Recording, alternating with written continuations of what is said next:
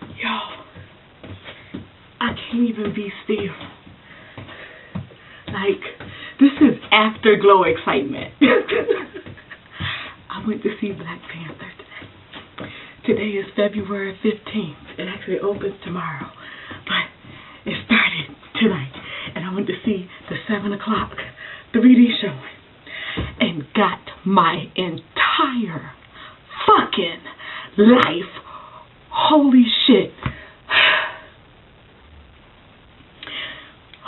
Okay, so I have to figure out a way to hide from my mother that I went to see Black Panther tonight, because I'm supposed to be going to see it with her, but I wanted to see it in 3D, and Mom doesn't do 3D because Mama has some eye issues that prevent her from being able to fully experience this 3D effect. Oh my god, oh my god, oh my god, oh my god, it was so fucking awesome, it was so fucking awesome. Like,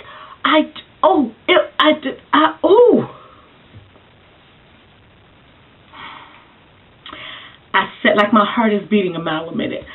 I sat in that theater as the credits started rolling, and I almost lost my entire shit. Like, I almost just started bawling, because it's a movie. It was awesome, and it was all us. And I mean, outside of, you know, a few others, and of course Stan Lee made his appearance. If you haven't seen it yet, I'm not going to spoil anything, I promise you. But it was glorious. And I'm about to download the soundtrack, because we were almost all the way through the credits before I realized this is African music that is playing. Like, long and strong, an entire song, and all these motherfuckers that here gonna listen. Okay, excuse me. Fucking Wakanda forever. And I'm going to just, like, try to chill. I need to wash my face and do my nighttime routine. But I had to come on and share that while I'm in the height of all of my excitement, because it was amazing. Hi everybody, it's Tatiana, and I hope you enjoyed that little snippet of me after seeing the Black Panther movie. If you cannot see, which you probably can't, I have some of Wakanda behind me. I do want to make a note, in case those of you who collect Funkos or are new to collecting Funkos were not aware of this. Hold please. This is Shuri. Now, I'm going to show you something that I discovered with Shuri and later found with Nakia that I did not realize for any of the other female Funko Pops that I have. Oops, it just came off. They have a plastic base on the bottom. If you have Funkos, the females, the chicks don't stand up on their own well. And I have been so irritated by that. But they have this plastic stand that is included in the box for the female Funko characters that I didn't know existed until I was so frustrated that Shuri did not stand up on her own that I took the entire plastic casing out of the box. And when I tell you it is tucked in so that you would never notice it because it's clear. I have Buffy, Willow, and Lilu that don't stand up well. And Funko does not sell these by themselves so that you can just buy replacements. So, yeah, I've spent a considerable amount of time Googling ways to help with that if you accidentally throw it away. And there's a cheap way to do it. We just use, like, poster tack or sticky putty. I can't talk. To help that happen. So I wanted to put that out there in case any of you are as slow as me, apparently, when it comes, or as excited as I am when it comes to taking these out of the box, because when I got the Scooby Gang from Buffy the Vampire Slayer, I just took them all out of the box and threw the boxes away. So I threw away the stands for Buffy and Willow, and the same with Lilu. So Funko, you need to sell these separately because some of us don't look in the fucking box. Having said that, this is my February wrap-up. And I'm going to share with you the books that I read for the month of February. I had an excellent reading month in February. I cannot complain at all. So I'm just going to share with you what I read. I read Tar Baby by Toni Morrison. This was the read-along book for #ReadSoLit this year.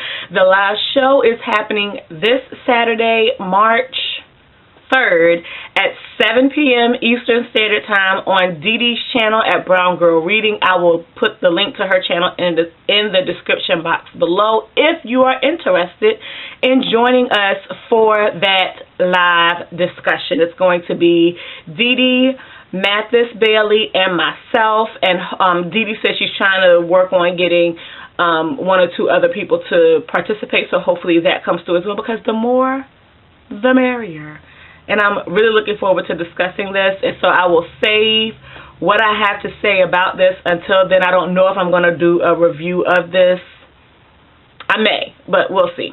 Next, I read Night Song by Beverly Jenkins. This is a historical romance, and I really enjoyed this. It's not even that it was this like great piece of literature, and it wasn't a bad piece of literature. Don't think that in me saying that, but I just really enjoyed this. This was a very enjoyable read. It is in some cases info dumpy, but there are also tidbits about the history of black folk post-slavery, post-Civil War in this that are very interesting to know, that are particular to specific areas. In this case, the area that this book is set in, the state this book is set in. I really enjoyed this, and I look forward to reading more by Beverly Jenkins. It's been so long since I've actually just read a romance novel that I think I enjoyed this just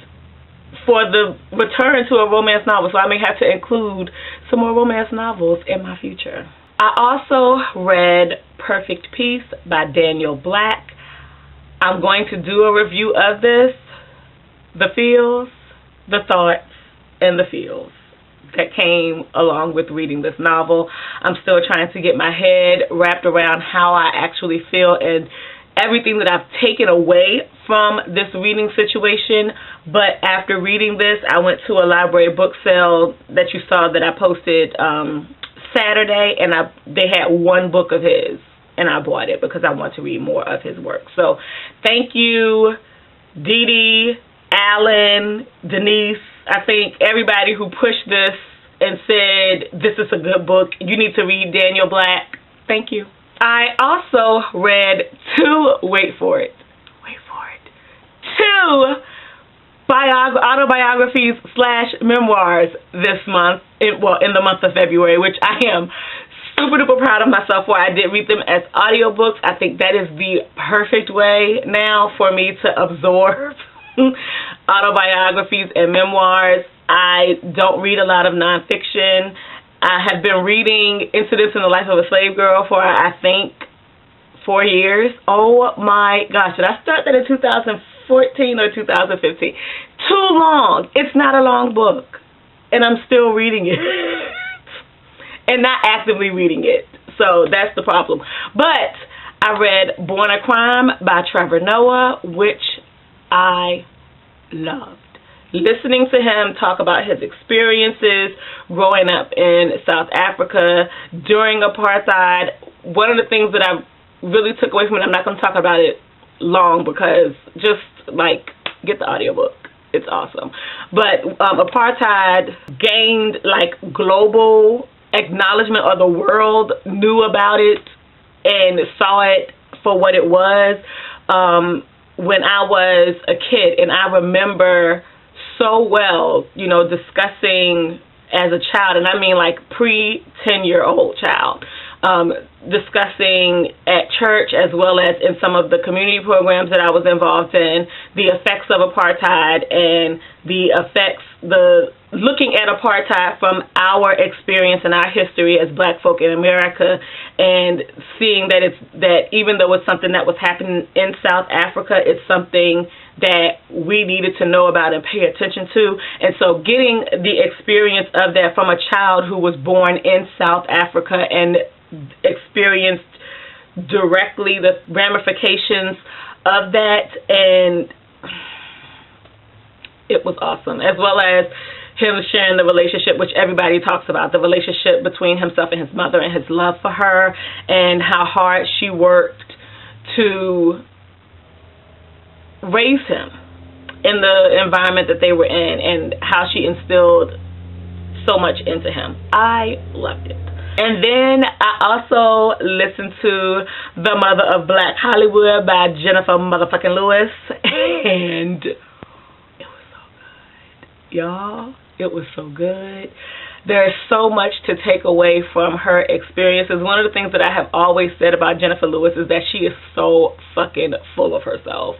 And she does not shy away from that in her memoir. Like, she owns it, and because of that, like, I already liked her, but because of how much she owns it, and she just owns everything about her, that it's just like, this is who I am.